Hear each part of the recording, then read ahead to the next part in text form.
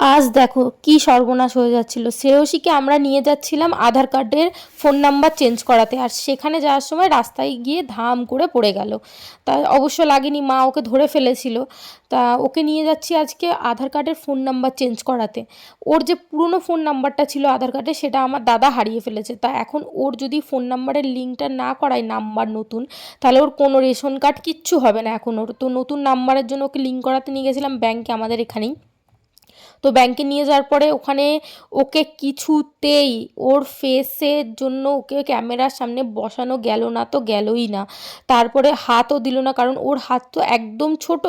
ও হাত একটুও দিতে চাইলো না, আর নিলও না হাত।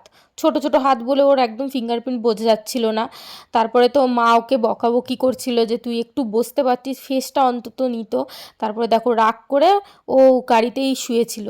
ও নামবে না, তারপর বাড়ি যাবে না, অন্যদিকে চলে যাচ্ছে, মা ওকে বকাবকি করেছে বলে। এখন আবার নতুন করে অ্যাপয়েন্টমেন্ট নিতে হবে, যাতে আবার ওর আধার কার্ডের ফোন নাম্বার